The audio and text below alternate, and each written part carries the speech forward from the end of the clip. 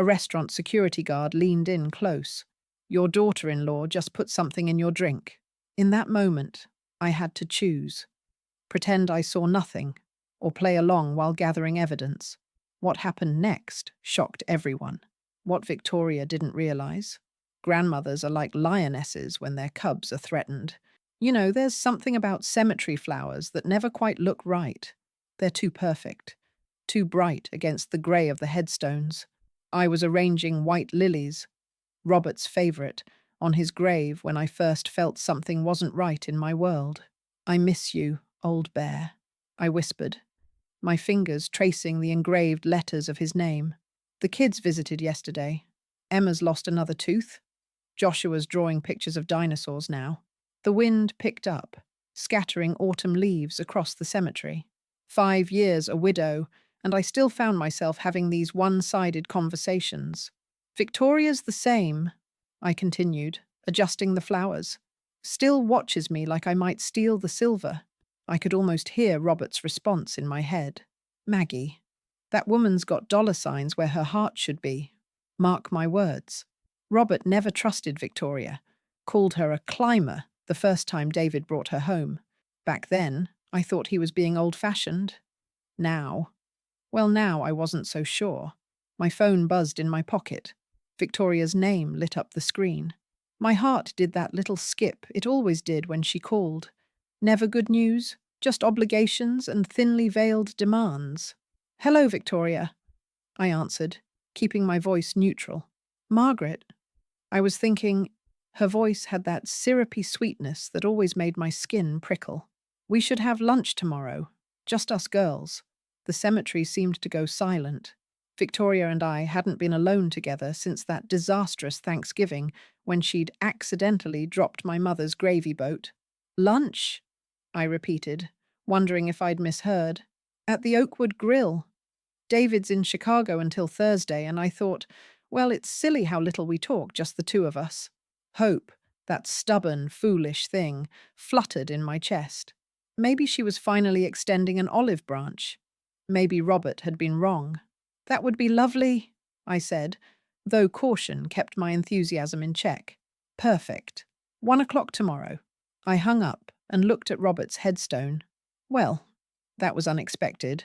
Part of me wanted to believe this was the beginning of something better. The wiser part remembered Robert's warnings. That evening, David called to check on me before his business dinner. My son, always caught in the middle, never seeing what was right in front of him. "Victoria mentioned you two are having lunch tomorrow," he said, sounding pleased. "Yes, quite the surprise invitation." "Mum, give her a chance. She's trying." I wanted to tell him about the cold shoulders, the whispered comments I wasn't meant to hear, how Victoria moved my photographs to the back of their mantle. Instead, I said, "Of course, honey. It'll be nice." After we hung up, I made tea and sat by the window, watching the sunset paint the Arizona sky in shades of orange and purple. The doorbell rang, David dropping the children off on his way to the airport, earlier than expected. Emma and Joshua burst in with the chaotic energy only grandchildren bring. Emma, 9 and serious, carried a book she wanted to show me. Joshua, 6 and perpetually in motion, immediately asked if I'd made cookies. Victoria hovered in the doorway, her designer purse clutched like a shield. "They've already had dinner. No sweets, please, Margaret." Her eyes darted around my living room, assessing, judging. "Just this once won't hurt," I said, winking at Joshua. "I've got oatmeal raisin, the healthy kind." Victoria's smile tightened, but she said nothing. Progress, perhaps. As the children settled in the kitchen, Emma reached for the cookie jar on the top shelf. Her sleeve rode up, revealing finger-shaped bruises on her small arm. "Emma, sweetheart, what happened here?" I asked, gently touching the purple marks. The light in her eyes dimmed. She glanced at Victoria, who'd appeared in the kitchen doorway. "Playground accident," Victoria answered quickly. "Some rough kids on the monkey bars. I've already spoken to the school." Emma said nothing, pulling her sleeve down. Victoria checked her watch. "I should go. Early morning tomorrow. Kids, be good for Grandma." After she left, the children relaxed visibly. We baked more cookies, read stories, and built a fort in the living room. Neither mentioned the bruises again. Once they were asleep in the guest room, I called my attorney, Andrew. "The guardianship papers," I whispered, though no one could hear. "How soon can they be ready?" "Monday morning, Margaret. But are you sure about this? It's a serious accusation." "I've documented everything, Andrew. The bruises, the behavioral changes. Something's wrong in that house, and I won't let my grandchildren suffer while David keeps his head in the sand." "And the will update? Done last week. Everything's in place." After hanging up, I checked on the children. Emma whimpered in her sleep, a sound that broke my heart. I stroked her hair until she settled. "I'll fix this," I promised softly. "Grandma's going to make everything right." As I turned off the hallway light, I didn't notice the shadow move near the stairwell, didn't hear the soft footsteps retreating down the carpeted stairs, didn't realize that Victoria hadn't driven away at all, but had come back with her own key, the one David had given her, the key that let her hear every word of my phone call. The Oakwood Grill sits on the corner of Camelback and 68th, all sandstone and glass, catching the desert sun. I arrived 15 minutes early, a habit from Robert's military days that I never shook. The hostess seated me at a corner table with a view of the patio gardens, the kind of spot where you can see everyone coming and going. You might think me paranoid, watching the door like that. Maybe I was. 5 years of cold shoulders and backhanded compliments from Victoria had taught me caution. But still, hope is a stubborn thing in a grandmother's heart. Victoria arrived exactly on time, wearing a cream-coloured dress that probably cost more than my monthly pension. Her smile seemed different somehow, reaching her eyes in a way I hadn't seen before. "Margaret, you look wonderful," she said, leaning in for a hug instead of her usual air kiss. The scent of expensive perfume lingered as she sat across from me. "Thank you for suggesting this," I replied, smoothing my napkin across my lap. "It's a lovely surprise." "I've been thinking," Victoria said, opening her menu with manicured fingers.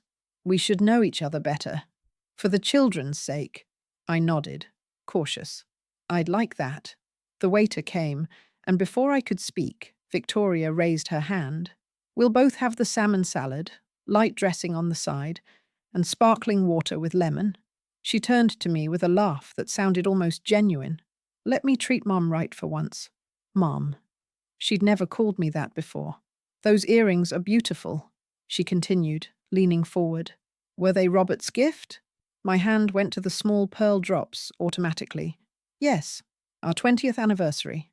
You must miss him terribly." The sincerity in her voice caught me off guard. "Every day. Tell me about when you and Robert met." "David mentions bits and pieces, but I'd love to hear it from you." So I told her. About the military dance in 1971, how Robert stepped on my toes twice but made me laugh until my sides hurt. How he wrote letters every week during his deployment. The small wedding in my parents' backyard when he returned. Victoria listened with what appeared to be genuine interest, asking questions about family traditions and recipes. "I should learn to make your peach cobbler," she said. "The kids adore it." "I'd be happy to teach you," I offered, feeling the ice between us beginning to thaw. I reached into my purse and pulled out a small photo album I always carried. Snapshots of David growing up, Robert teaching him to fish, family Christmases. "Oh, look how cute David was with that missing front tooth," Victoria cooed, her finger tracing my son's 7-year-old smile. "Emma has his exact expression." Our salads arrived, and Victoria insisted on pouring the sparkling water for both of us. "Perfect day for lunch outdoors, isn't it?"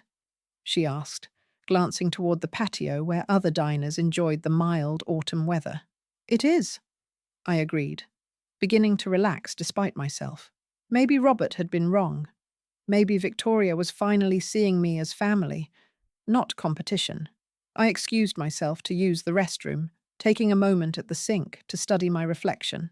The woman in the mirror looked hopeful, the lines around her eyes softening. "Don't be a fool, Margaret," I whispered to myself. "But don't be a cynic either." When I returned to the table, Victoria was texting furiously, her thumbs flying across her phone screen.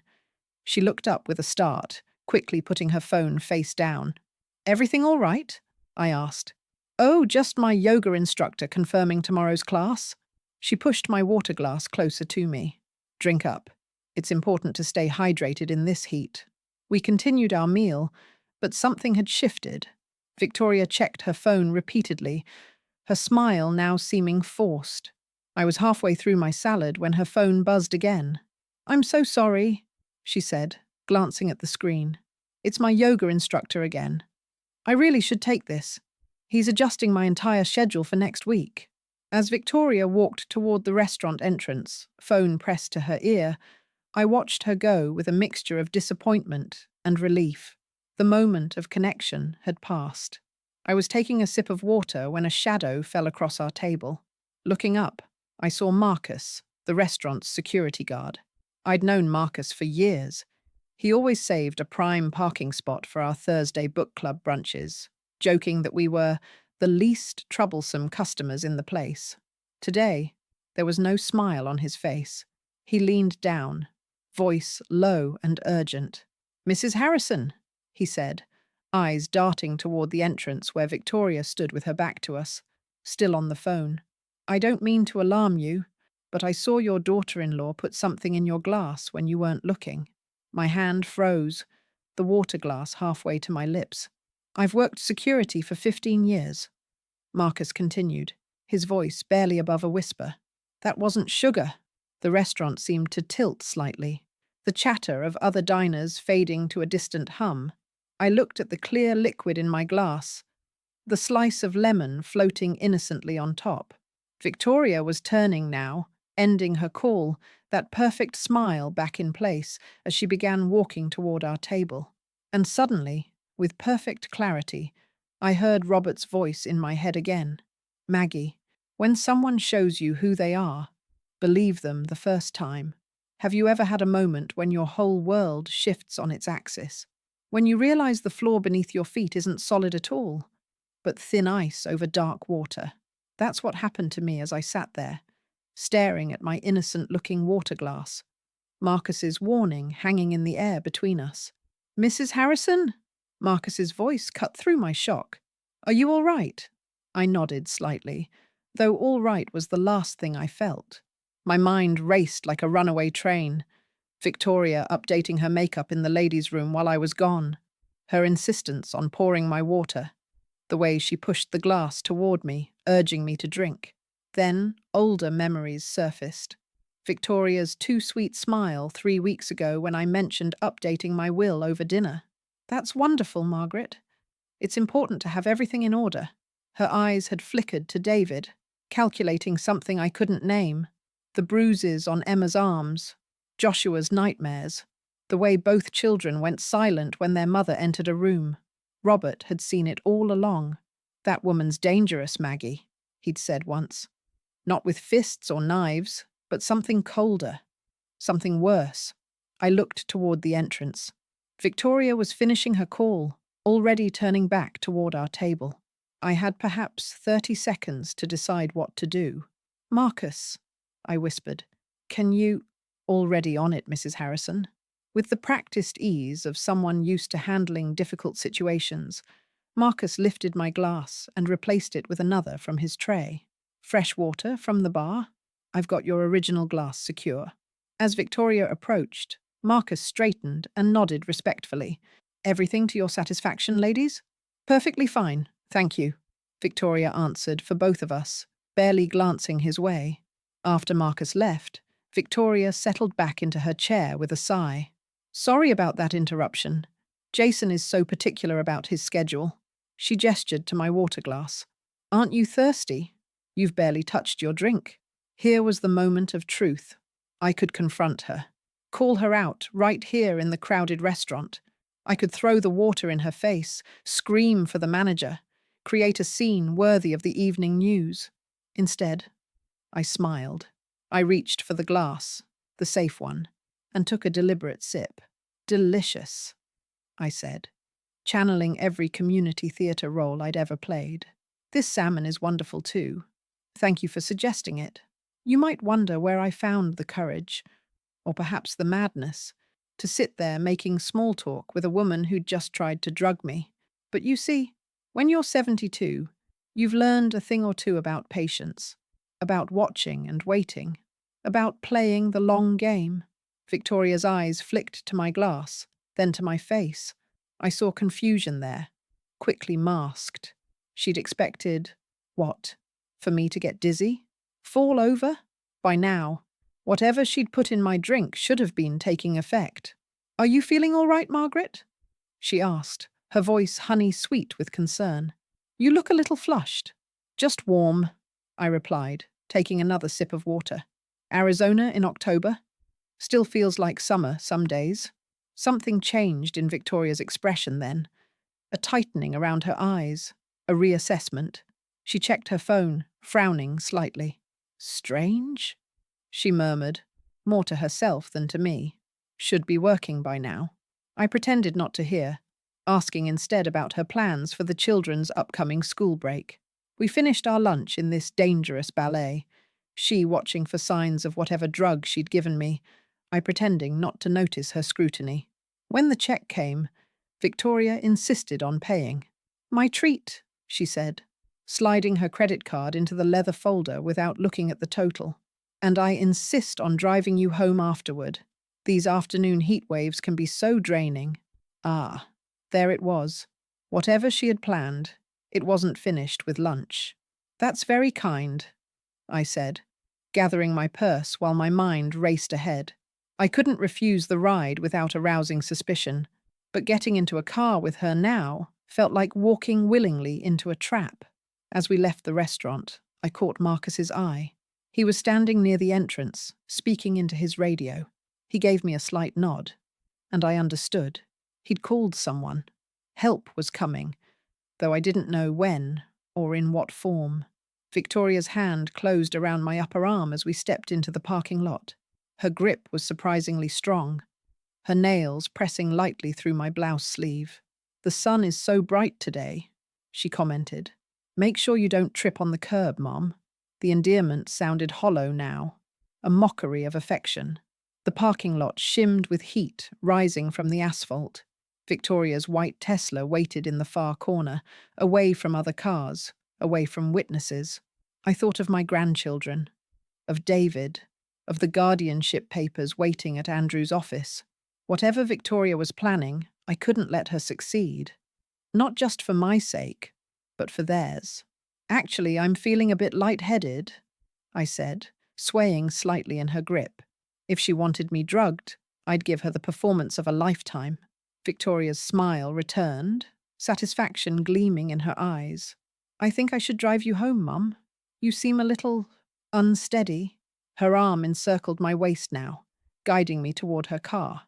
Anyone watching would see only a caring daughter-in-law helping an elderly woman. No one would see the predator leading her prey into isolation. As we reached her car, I realized with perfect clarity that I was alone with the woman who had just tried to poison me, and whatever she had planned next would be far worse than a drugged glass of water at lunch. The hospital corridors always smell the same, don't they? Antiseptic and sadness, with undertones of cheap coffee. I've spent too many hours in places like this, sitting with Robert during his chemo, holding David's hand when he broke his leg at 12, welcoming my grandchildren into the world. But this time was different. This time, I was the patient. Marcus had followed Victoria's car to my house, calling the police on the way. They arrived just as she was helping me up my front steps. My performance of dizziness no longer entirely an act. The shock was catching up with me, you see. The betrayal. "Mrs. Harrison needs medical attention," the female officer said firmly when Victoria protested. "We've been informed of a potential poisoning incident." Victoria's face transformed then. Shock, outrage, confusion, all perfectly performed. Poisoning. That's absurd. Who would make such a ridiculous claim? The officer merely pointed to the restaurant security camera visible above the Oakwood Grill's entrance. Sometimes, guardian angels wear security uniforms. In the emergency room, a kind doctor with tired eyes ordered toxicology tests. Victoria was kept separate from me, her protestations of innocence growing louder until Detective Rivera arrived. A compact woman with silver-threaded hair and eyes that missed nothing. "Mrs. Harrison," she said, pulling up a chair beside my hospital bed. "I need to ask you some questions about today's incident." I told her everything. The lunch invitation, Marcus's warning, the switched glasses, Victoria's strange behavior. Detective Rivera took notes in a small leather-bound book, her expression neutral. "We've sent the original glass for testing," she said. "Mr. Jenkins, Marcus, acted quickly and correctly." "Am I in danger?" I asked, the question sounding strange even to my own ears. Who expects to fear their own family? "We're taking this very seriously," was all she would say, which wasn't an answer at all. Hours passed. David called from Chicago, frantic after receiving a confusing message from Victoria. I chose my words carefully, not wanting to shatter his world over the phone. "There's been a misunderstanding," I told him. "I'm fine. Come home when you can, and we'll sort everything out." Just before midnight, Detective Rivera returned with a lab report and a grave expression. She closed the door to my room before speaking. "The glass contained Rohypnol, Mrs. Harrison. A significant dose." The word hung in the air between us. The date rape drug. I'd read about it in magazine articles warning young women about club predators. Never imagined it would be used against a grandmother by her own daughter-in-law. "She wasn't trying to kill me," I realized aloud. "No," Detective Rivera agreed. "The amount suggests incapacitation was the goal, not death." She wanted me helpless. The pieces clicked together in my mind. She wanted me to fall, to appear confused, disoriented. Detective Rivera nodded. "Given what you've told me about your recent will update and the guardianship papers for your grandchildren, we believe Victoria was planning to have you declared mentally incompetent. A strategic accident, while seemingly confused, would support her case." I thought back to Victoria's subtle questions over the past few months. "How are you feeling lately, Margaret? Having any trouble remembering things? David mentioned you seemed confused about the date last week. Seeds planted, preparing the ground. There's something else," I said, remembering. "My attorney, Andrew Michaels. I called him yesterday about the guardianship papers. He was supposed to file them Monday morning." Detective Rivera made another note. "We'll check with him." She left, promising to return in the morning. I lay in the hospital bed, staring at the acoustic ceiling tiles, counting the small holes to keep my mind from spinning into darker places. Andrew arrived early the next day, his bow tie askew, a sure sign he'd been working through the night. "Margaret, thank God you're all right." He clutched his leather briefcase like a shield. "I came as soon as I heard." "The guardianship papers, Andrew. Are they safe?" His face fell. "That's why I'm here. Someone broke into the office last night. The filing cabinet was forced open, but nothing appeared to be missing. I didn't realize—" He stopped, swallowing hard. "I didn't realize the papers were gone until Detective Rivera called asking about them." "Victoria," I whispered. The tendrils of her plan stretched further than I'd imagined. Detective Rivera arrived as Andrew was leaving. Her expression told me she already knew about the break-in. "Mrs. Harrison," she said, closing the door once again. "We have a warrant to search your daughter-in-law's car and home. Is there anything specific we should be looking for?" My voice shook, despite my efforts to remain calm. "My grandchildren's guardianship papers. I believe she knows I'm trying to protect Emma and Joshua from her." Detective Rivera's eyes softened slightly, the first crack in her professional demeanor. "We'll find them," she promised. And I believed her, because at 72, you learn to recognize truth when you hear it, even when everything else around you has become a lie. The next morning brought a flurry of activity. I was released from the hospital with a clean bill of health, thanks to Marcus's quick thinking. Detective Rivera insisted on driving me home personally. "We found the guardianship papers," she told me as we pulled away from the hospital entrance. "They were in Victoria's glove compartment." I closed my eyes briefly, picturing those documents. My careful documentation of bruises, behavioral changes, concerning incidents, all in Victoria's hands. How much had she learned about what I knew? There's more, Detective Rivera continued, her eyes on the road. We've identified the yoga instructor. His name is Jason Winters, Victoria's cousin. He's a disbarred lawyer who lost his license 3 years ago for ethical violations. The pieces were falling into place now. Victoria's sudden warmth, the lunch invitation, the mysterious phone calls. Not a yoga instructor at all, but a co-conspirator. Phone records show multiple calls between them over the past 2 weeks, Detective Rivera added, including yesterday, before and during your lunch. At my house, a patrol car was parked discreetly across the street. Protection, though Detective Rivera didn't call it that. She helped me inside, checked all the rooms, and gave me her card with her personal cell number written on the back. Call any time, she said, day or night. After she left, I walked through my empty house, touching familiar objects like a blind woman regaining sight. The silver-framed photo of Robert on our 40th anniversary, Emma's crayon drawing of our family pinned to the refrigerator, Joshua's stuffed dinosaur forgotten under the coffee table from his last visit. My family, my responsibility. The doorbell rang at 3 o'clock. David stood on the porch, his face grey with exhaustion, his suit rumpled from the flight. I opened my arms, and he fell into them like he had as a little boy after scraping his knee. "Mum," he whispered, "what's happening?" "Victoria's been arrested." She called me crying, saying you've lost your mind, that you're making things up. I led him to the living room sofa and made tea, giving myself time to find the right words. How do you tell your only child that the woman he married is a monster wearing a beautiful mask? "David," I began, setting his mug before him, "I need you to listen without interrupting. What I'm going to tell you is going to hurt, but it's the truth." I told him everything. The lunch, the drugged water, the hospital results. His face crumpled with each revelation, disbelief warring with the undeniable evidence. "No," he kept saying. "There must be some mistake. Victoria wouldn't, she couldn't." "There's more," I said gently. "It's about Emma and Joshua."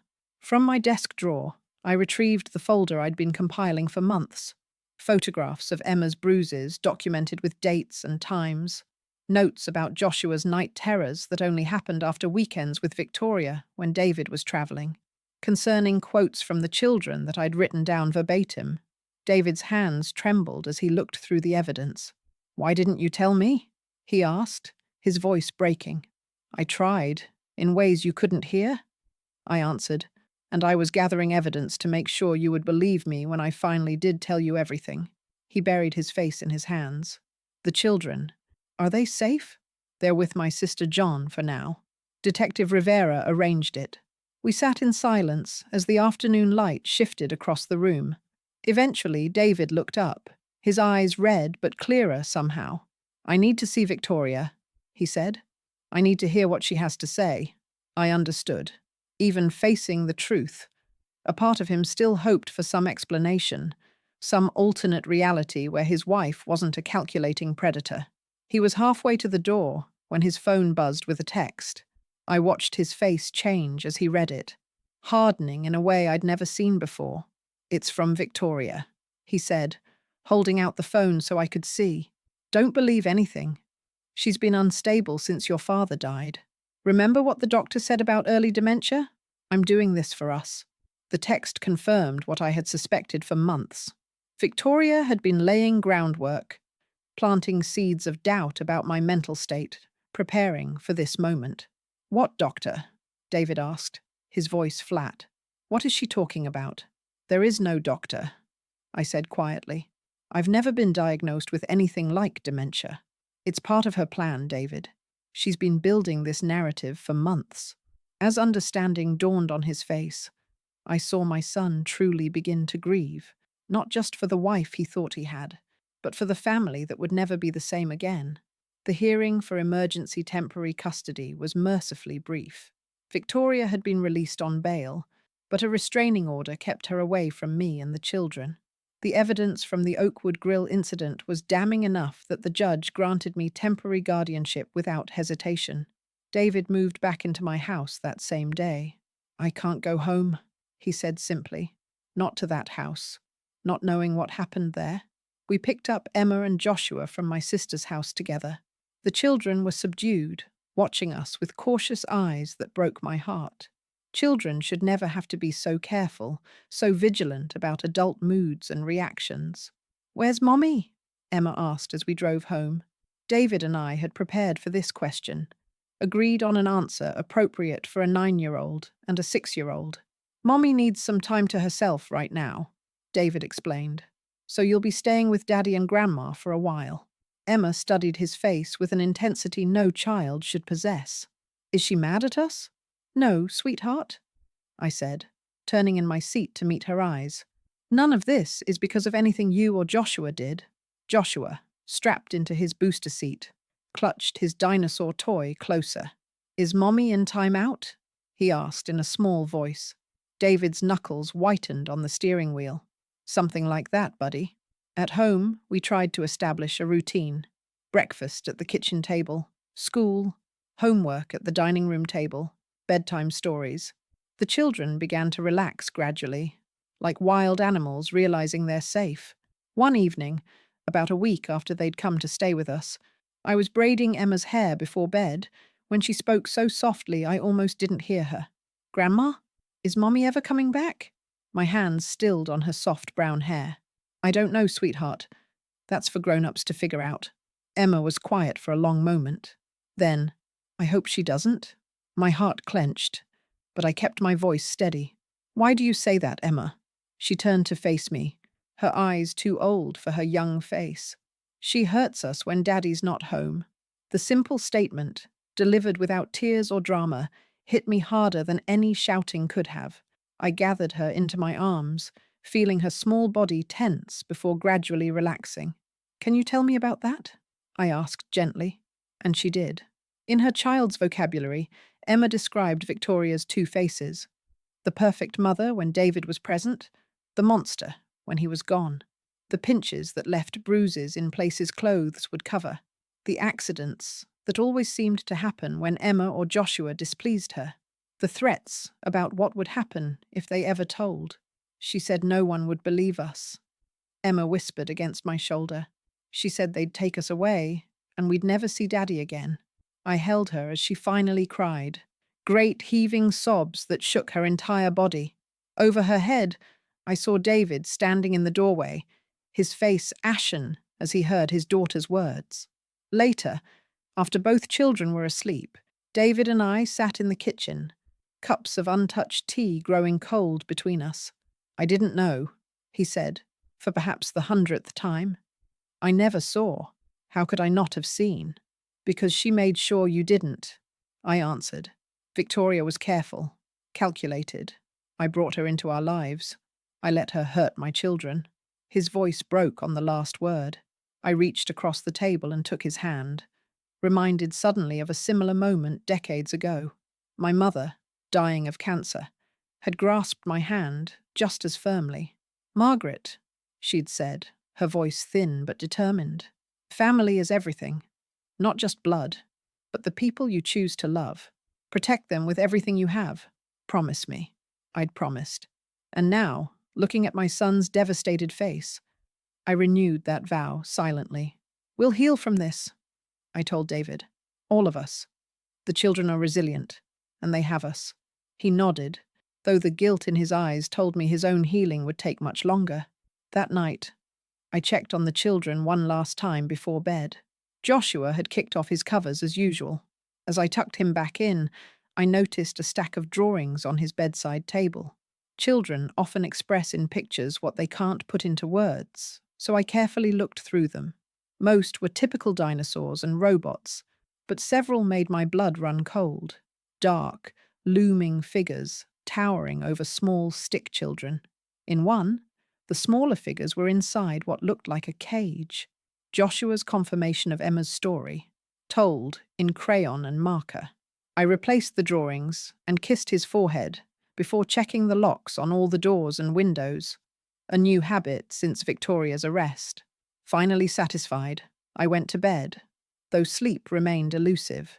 The house creaked and settled around me, familiar sounds that had never bothered me before. Now each noise made me start, imagining Victoria somehow finding a way past the restraining order, past the locks, past the patrol car that still drove by every few hours. I must have drifted off eventually, because I woke with a jolt to the sound of something that didn't belong among the normal night noises of an old house. A soft click, the front door closing.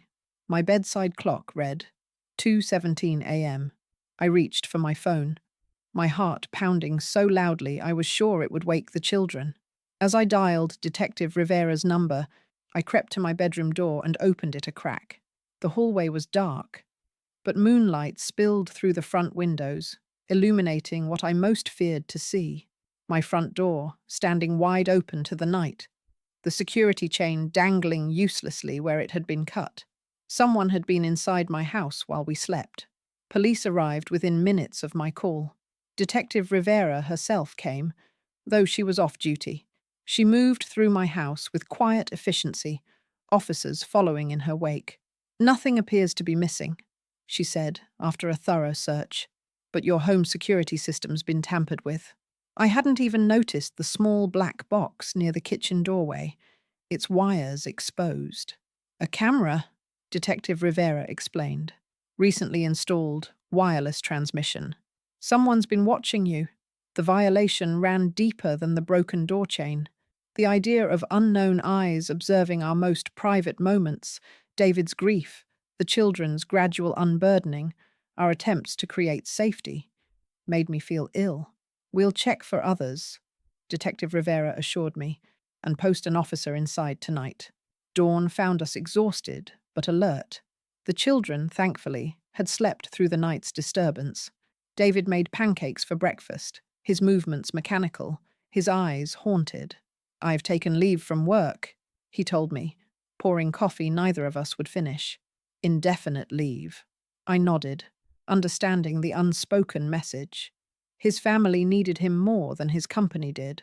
After the children left for school, escorted by a plainclothes officer Detective Rivera had arranged, my phone rang with a number I didn't recognize.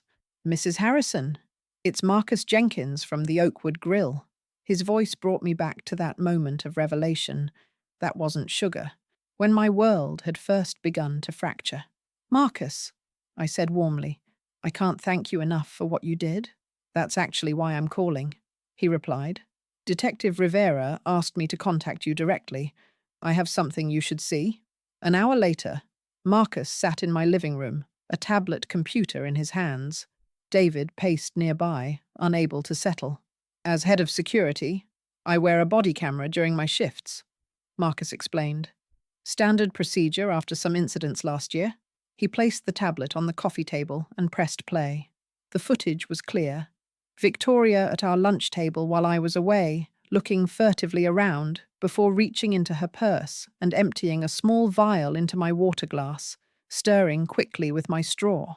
David made a choked sound, turning away from the screen. "This is the smoking gun," Detective Rivera said, watching from near the doorway. "Between this and the toxicology report, Victoria's going away for a long time. But life is rarely so straightforward, is it?" By afternoon, Victoria had launched her counterattack.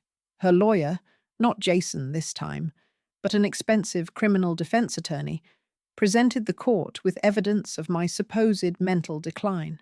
Edited video clips from family gatherings showing me looking confused, taken when I'd simply removed my hearing aid.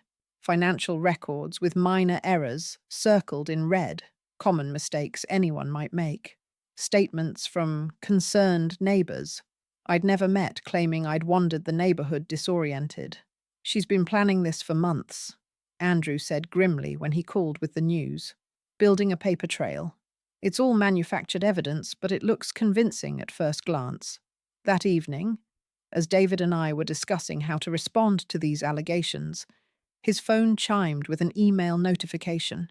He stared at the screen, color draining from his face. "What is it?" I asked. "Financial records from my business account," he said, his voice hollow. "Someone, Victoria, has been transferring small amounts to an offshore account for over a year. almost $200,000 in total.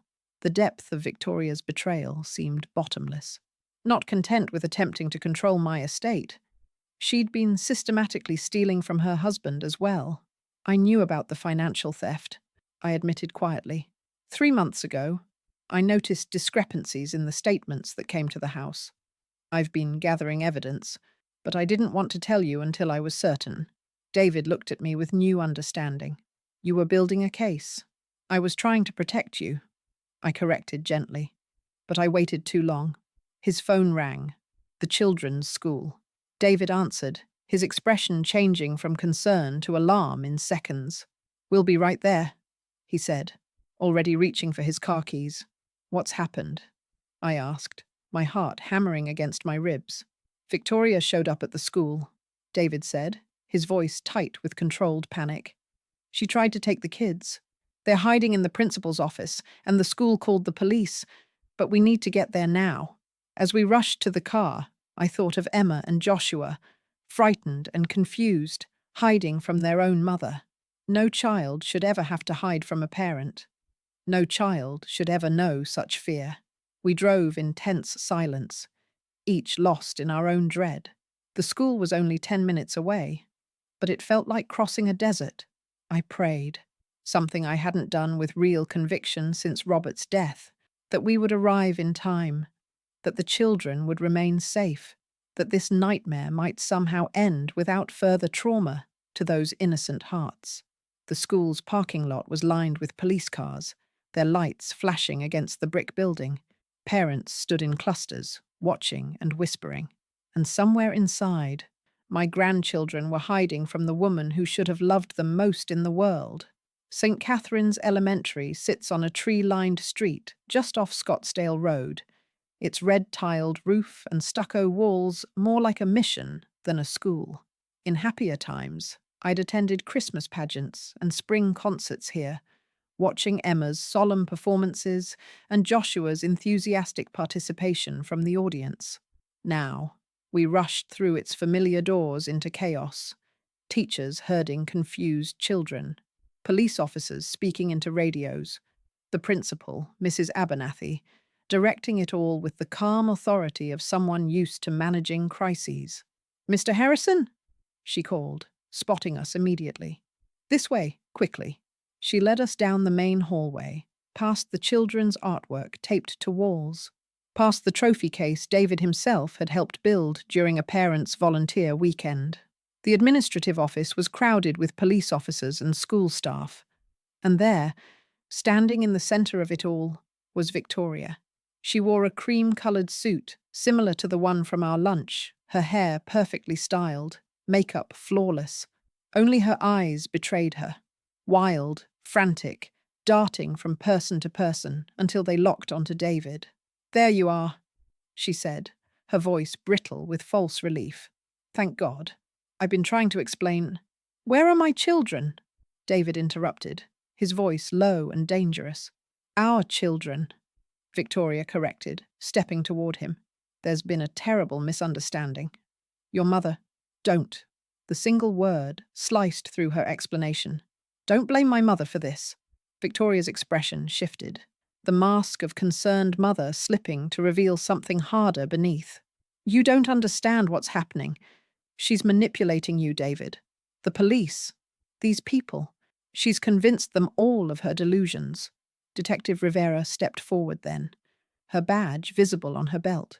"Mrs. Harrison," she addressed Victoria formally, "you're in violation of a restraining order. You need to come with us." "This is absurd," Victoria said, her voice rising. "I'm their mother. I have every right to pick up my own children from school." "Not according to the emergency custody order," Detective Rivera replied evenly. Victoria turned to David again, desperation edging into her tone. "David, please. You know me. You know I would never hurt the children. It's Margaret who's confused, who's making these wild accusations because she's jealous of our relationship. Remember how she's always interfered? How she's never approved of me?" I watched my son's face, saw him wrestling with the last shreds of the life he thought he had. Then, like clouds parting, clarity seemed to settle over him. I know exactly who you are now, he said quietly. The evidence doesn't lie, Victoria. The drug in my mother's drink, the stolen money, the bruises on Emma. Victoria's face contorted. You're believing her over me? Your own wife? I believe the truth, David replied, straightening to his full height. For a moment, I saw Robert in him, the same unwavering resolve when principles were at stake. And the truth is, you tried to poison my mother. You've been abusing our children. You've betrayed everything our family stands for. It was the first time David had publicly declared his position, standing firmly with me against Victoria's manipulation. The tension in the room shifted perceptibly, like a current changing direction. Victoria must have felt it too, because something in her snapped. The careful facade crumbled completely. You think you understand what's happening? She hissed. You have no idea. Your precious mother has been interfering from day one, questioning my parenting, looking for problems where there aren't any. And now she's trying to steal my children with these ridiculous guardianship papers. You knew about those papers because you stole them, I said, speaking for the first time. Just like you stole from David's business accounts. Victoria's laugh held no humor. Stole? That was insurance. Do you have any idea what it's like being married to the great David Harrison, always in his mother's shadow? Always hearing about perfect Robert and perfect Margaret and their perfect marriage? She turned on David, months of resentment spilling over. You never put me first. Not once. It was always your mother, your children, your business. What about me? When do I get what I deserve? The naked greed in her voice silenced the room. Even the police officers seemed transfixed by this unraveling. And the children? David asked, his voice barely audible. What did they do to deserve your parenting? Something ugly flashed across Victoria's face. They're weak, like you, crying over every little thing, needing constant attention. They needed discipline, structure, someone to toughen them up. By hurting them, David's voice broke. It wasn't abuse, Victoria snapped. It was correction. Emma's too sensitive. Joshua's too attached to you. They needed to learn respect, obedience. Every word she spoke dug her grave deeper, confirmed every suspicion we'd had. Detective Rivera nodded to one of her officers, who stepped forward with handcuffs. Victoria Harrison, you're under arrest for violation of a restraining order, attempted poisoning, child abuse. This is insane, Victoria shrieked as the officer secured her wrists. David, you can't let them do this. What about our life together? What about everything we've built? David didn't answer, turning away from her to address Mrs. Abernathy. My children, are they safe? The principal nodded. They're in my office with our school counselor. They didn't witness any of this. As Victoria was led away, still shouting accusations and demands, I remembered another confrontation from decades ago. Robert, kneeling before 8-year-old David after catching him in a lie about a broken window. Son, Robert had said, his voice gentle but firm. In this family, we stand by each other, but we also stand for truth, even when it's hard, especially when it's hard. That's what makes us Harrisons. The memory was so vivid, I could almost smell Robert's aftershave, feel the Arizona summer heat through the open window, see David's small face as he absorbed this lesson that would shape him into the man now walking beside me toward the principal's office, his back straight, despite the weight of everything that had happened. Inside, Emma and Joshua sat close together on a small couch, their faces lighting with relief when they saw us. "Daddy!" Joshua cried, launching himself into David's arms. Emma approached more cautiously, her eyes searching our faces. "Is Mommy gone?" she asked. David gathered her into the embrace with Joshua. "Yes, sweetheart. She's gone." "Is she coming back?" Emma persisted, needing the certainty that only truth could provide. David met my eyes over the children's heads. In that look passed a world of understanding, grief, and resolve. "No," he said gently. "She's not coming back." We brought the children home, where Detective Rivera was waiting with news. Victoria's been processed, but her cousin Jason wasn't at his apartment. His neighbors said he left in a hurry, carrying suitcases. David checked his phone. There's a fraud alert from the bank. Someone tried to withdraw $50,000 from our joint account 20 minutes ago. Detective Rivera's expression hardened. Victoria made a call before we processed her. We believe she's planning something drastic. You and your family need protection.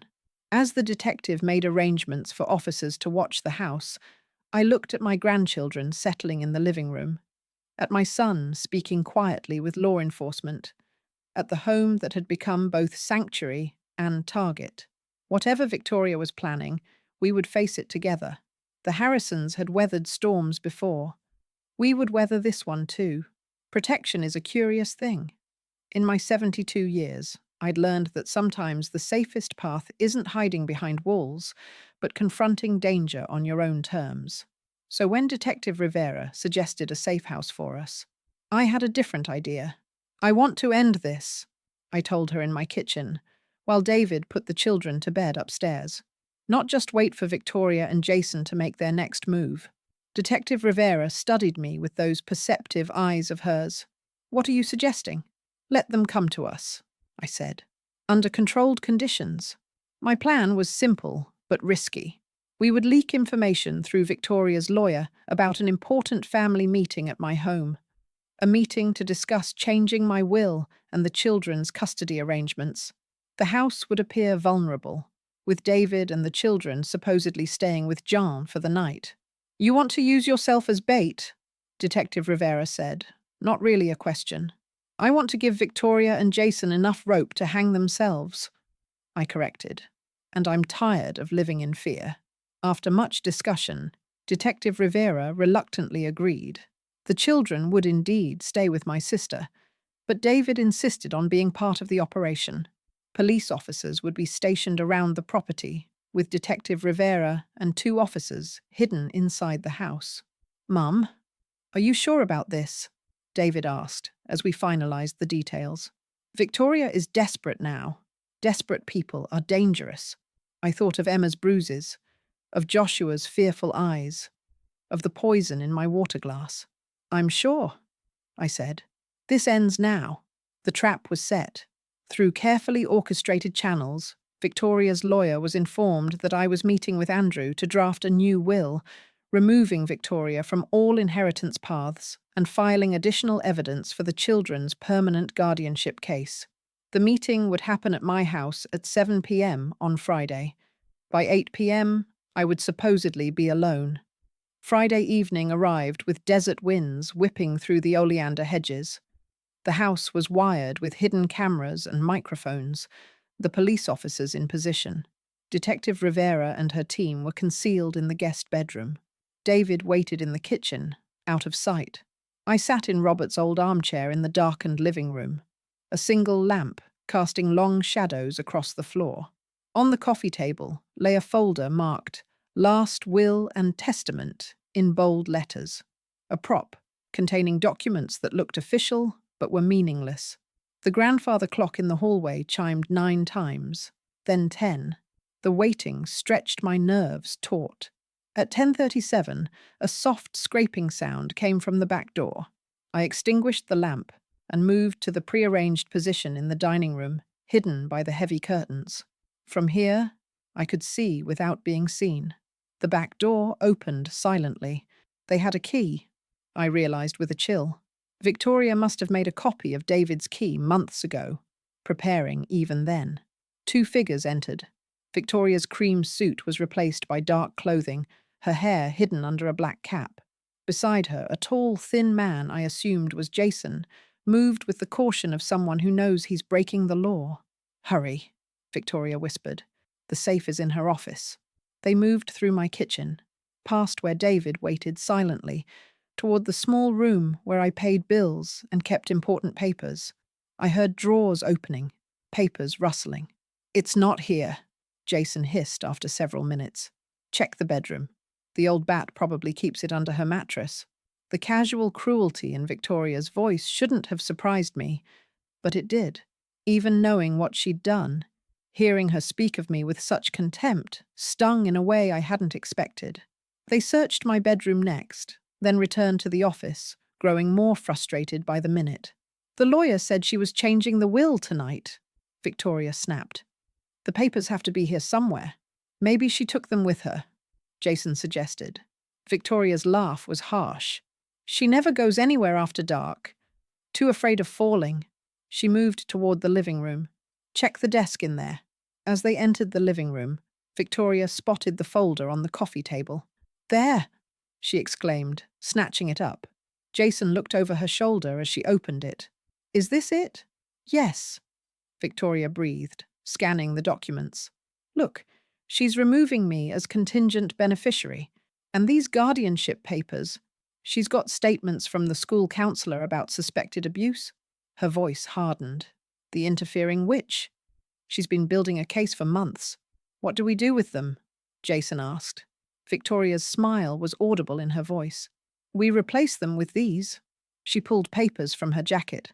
My version of Margaret's will, leaving everything to David with me as executor if he's incapacitated, and no mention of abuse or guardianship, just concerns about Margaret's advancing dementia. Will it work?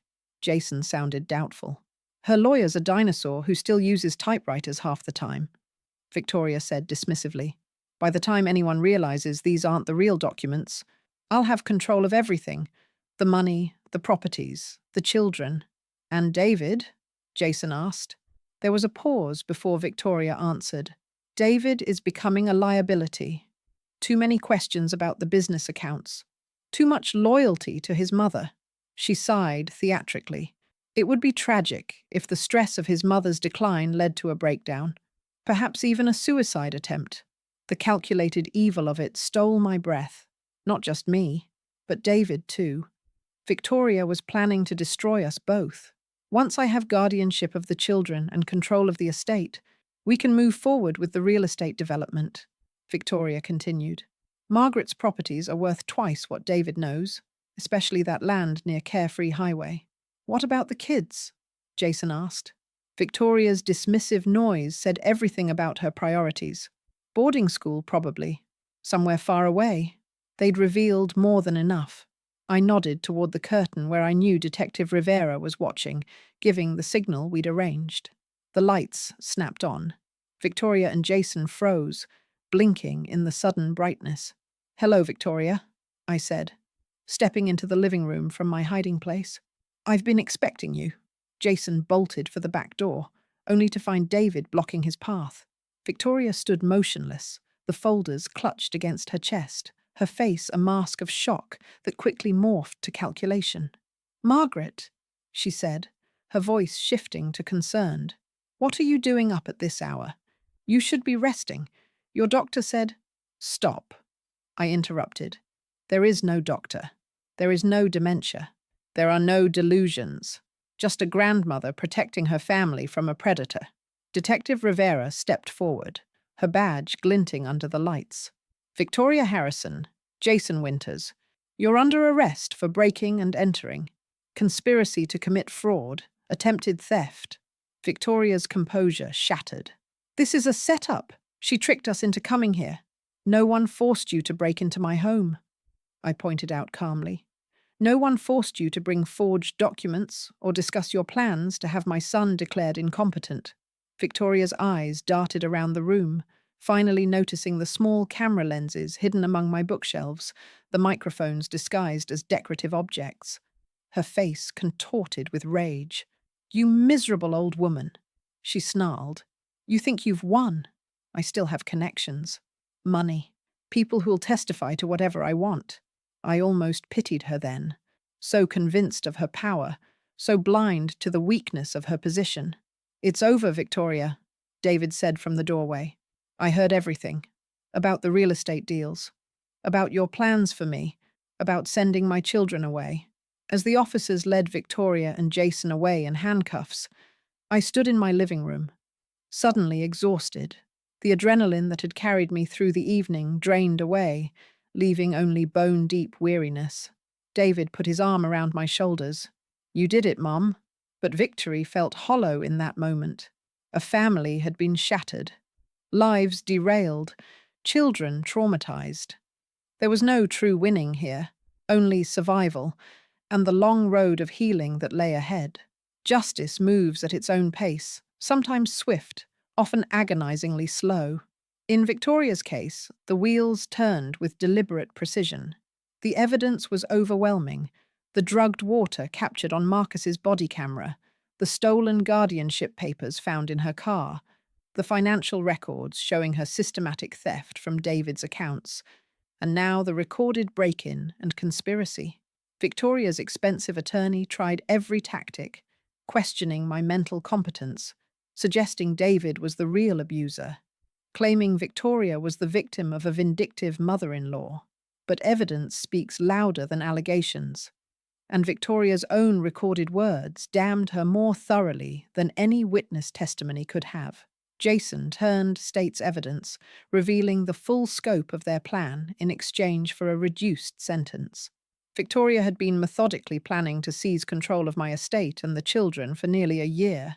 The lunch invitation, the drugged drink, these were merely the final moves in a game she'd been playing since she realized the extent of my assets. Through it all, we focused on healing our broken family. Emma and Joshua began therapy with a kind, patient woman who specialized in childhood trauma. David sold the house he'd shared with Victoria and built a guest house for me on a new property, close enough for daily visits with my grandchildren, but respecting the independence I'd always valued. Slowly, the children began to smile again, to play without looking over their shoulders, to sleep through the night without nightmares. Joshua's drawings changed. No more looming monsters, but bright suns and happy figures holding hands. Emma joined a theatre group, discovering the joy of becoming someone else on stage, of expressing emotions safely through characters. Victoria refused a plea deal, convinced until the end that she could manipulate the system as she had manipulated people. Her trial lasted 3 weeks. I testified on the second day, looking directly at her as I described our lunch at the Oakwood Grill, the drugged water, the fear I'd felt for my grandchildren. The jury deliberated for less than 4 hours before returning their verdict. Guilty on all counts. The judge, a stern woman with silver hair and piercing eyes, sentenced Victoria to 12 years for attempted poisoning, conspiracy to commit fraud, breaking and entering, child abuse, and financial crimes. I was given the opportunity to make a victim impact statement at her sentencing. I'd thought long and hard about what to say, writing and rewriting my statement until the words felt right. Standing before the court, I looked not at Victoria, but at the judge as I spoke. Your Honour, the crimes committed against me, against my son, and against my grandchildren were not just acts of greed, but betrayals of the most sacred trust. Family. Victoria entered our lives pretending to be one thing while being another entirely. She abused children who loved and trusted her. She plotted against a husband who was faithful and kind. She attempted to poison an old woman whose only crime was seeing through her facade. I paused, gathering my strength for what needed to be said next. I do not speak today from vengeance, though I would be lying if I said I felt no anger. I speak instead from a place of protection. Every day Victoria remains in prison is a day my grandchildren can heal without fear. Every day she serves her sentence is a day other vulnerable people, children, elderly parents, trusting spouses, are safe from her manipulation and cruelty. Finally, I turned to look at Victoria, meeting her cold eyes directly. I forgive you, Victoria. Not for your sake, but for mine. Hatred is a poison I refuse to drink. But forgiveness does not mean forgetting or allowing you near my family ever again. Your revenge failed. And my grandchildren will grow up knowing they are safe, loved, and protected. Not because I won, but because justice did. Victoria showed no reaction. Her final mask, perhaps. As she was led away, I felt not triumph, but relief, like setting down a heavy burden I'd carried too long. 1 year later, we gathered for a picnic in the garden between my guest house and David's home. The desert spring had painted the landscape with wildflowers, globe mallow, desert lupine, and the poppies Robert and I had planted decades ago still faithfully returning each year. Emma, now 10, helped me spread the checkered blanket, while Joshua, 7 and exuberant, chased butterflies among the cactus garden, careful not to touch the spines as I'd taught him. David emerged from the house carrying a pitcher of lemonade and a plate of sandwiches. He moved more easily now, the tension that had hunched his shoulders for so many months finally easing as life found a new rhythm. "Court called," he said, setting down the food. Victoria's appeal was denied. Again. I nodded, watching Emma arrange the paper plates with careful precision. She no longer flinched when someone moved too quickly near her. Joshua's nightmares had faded to occasional bad dreams that could be soothed with a glass of water and a gentle story. Small victories, precious beyond measure. As the afternoon sun painted long shadows across the garden, I opened the small gold locket I always wore, Robert's gift on our first anniversary, containing his photograph.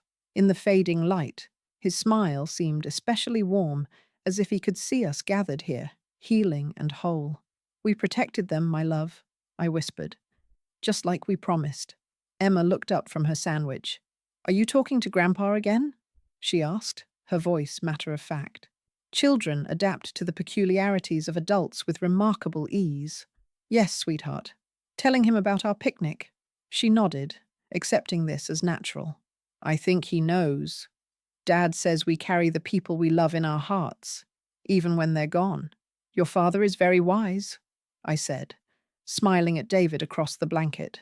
Joshua flopped down beside me, grass stains on his knees, happiness radiating from him like heat from sun-warmed stone. "Grandma, tell us a story about when Dad was little." So I did, weaving tales of David's childhood adventures, of Robert's gentle strength, of family traditions we would continue, and new ones we would create together. As twilight gathered around us, I looked at these 3 beloved faces and felt a peace I had feared might never return. Some people thought I was just a helpless old lady, easy prey for a calculating predator, but they forgot something important about grandmothers, about women who have weathered 70 years of life's storms. They forgot that lionesses fight hardest when protecting their cubs. They forgot that revenge, when necessary, is best served ice-cold, not with hatred or cruelty, but with patience, with evidence, with truth, with justice. "More lemonade, anyone?" I asked, lifting the pitcher. And under the desert stars, surrounded by those I loved most in the world, I silently thanked whatever forces watch over us that I had been strong enough, wise enough, and yes, cold enough when necessary, to ensure this moment could exist, this moment of ordinary family happiness, the most precious thing of all. If you believe families should protect their most vulnerable members, hit the subscribe button now. Only someone with Victoria's cold heart would scroll away without supporting stories of justice. Comment: Grandmas fight back if you stand against those who prey on children and the elderly. And remember, sometimes the people you think are the weakest are actually the strongest when it really matters.